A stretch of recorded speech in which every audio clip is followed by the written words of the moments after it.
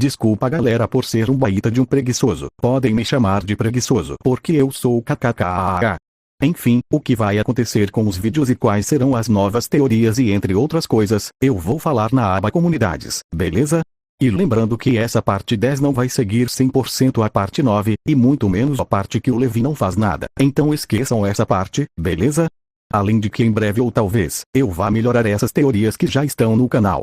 Então obrigado pela paciência e fiquem com o vídeo.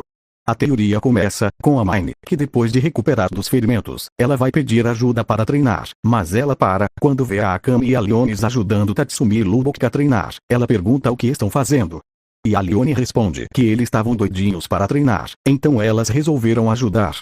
E então, o Tatsumi entra na conversa, falando que quando ele usou, ele percebeu quanto a arma imperial dele precisa de boa condição física, então ele tem que se esforçar mais, porque ele não consegue ficar invisível nem por um segundo. Depois ela olha para o Lubok, falando que nossa, e raro ver ele suando. E então Lubok fala que depois dessa, só sobraram 3 homens no grupo, então ele percebeu que tem que se esforçar um pouquinho mais. E então a Leonis entra na conversa, falando que ele tá falando bonito, mas não fez metade dos abdominais que o Tatsumi fez, e comparando com o Levi, nem se fala. E depois disso, a Mine pergunta, falando naquele rabugento, onde ele está?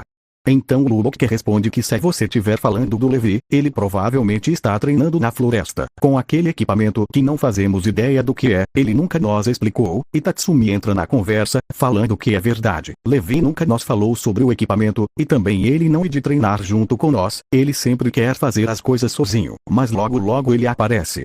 E a Leonis fala que de qualquer maneira, ele poderia passar mais tempo com a gente, em vez de apenas ficar com aquela cara fechada e treinando ou fazendo outras coisas sozinho, e muito solitário. E então a Akame fala, mesmo que aqueles equipamentos sejam armas imperiais ou não, ou ele resolvendo as coisas sozinho, não podemos negar que ele é muito habilidoso e consegue lutar sozinho contra o usuário de arma imperial. Essas palavras fazem Lubok, Tatsumi e Leonis concordarem, além da Mine concordar relutantemente. E então a conversa deles é interrompida com a Najenda falando que vai ir até a sede da Força Revolucionária, entregar as armas que eles confiscaram do trio. E então o Tatsumi tem uma conversa com o Lubok, perguntando se a chefe é incrível como eles. E Lubok respondendo que óbvio, porque ela já foi uma general. Depois a Najenda fala que a Akame e quem vai ficar no comando. Com a mesma falando que sabe o básico, deixando Tatsumi indignado. Então acontece a mesma conversa que nem no anime, com a Najenda falando o outro motivo que ela vai recrutar novos membros, antes do Tatsumi falar que foi muito fraco. E depois a Najenda fala que eles 3 enfrentaram trios da SDAT, os mais fortes da capital e eliminaram os 3, mesmo ela estando em outro nível. O exército sofreram baixas importantes. Eles além de salvarem as vidas no navios, salvaram muitas outras, falando depois que o Tatsumi é muito forte. E a Leonis complementa, falando as palavras que o Bulat disse, falando que o Tatsumi tem que amadurecer muito, mas ele é bem forte. O Levi não conheço muito, mas ele tem a compostura de um homem experiente e muito forte. Eu não duvido nada que esses dois uma hora ou outra vão me superar. E então o Levi chega com seu DMT, perguntando o que eles estavam falando. Então a Najenda responde que ela estava apenas comunicando que iria para a sede da Força Revolucionária, entregar as armas imperiais e convocar novos membros. E ela também fala que bom que ele está aqui, para também agradecer por tudo que ele tem feito ajudado até agora na Night Raid. Então Levi fala que está apenas fazendo o que ele sabe que é a decisão correta, nada demais.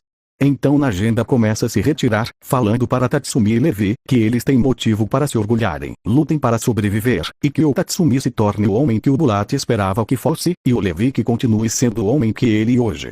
E então os acontecimentos acontecem, como na história original do anime. Quem viu viu, quem não viu, vá ver o anime, porque eu não vou explicar buscanha nenhuma área.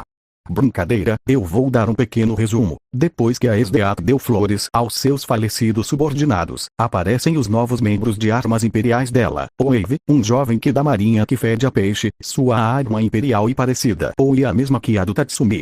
A Kurumi, a irmã baixinha da Akame, que sua arma imperial e fazer as pessoas que ela matou se tornarem mortos-vivos. A Seryu, que vocês já conhecem, quem não conhece, ver o vídeo da parte 6. O Boss, um homem que usa uma máscara de gás, ele é tímido e faz parte do pelotão da incineração, sua arma imperial e tipo isso.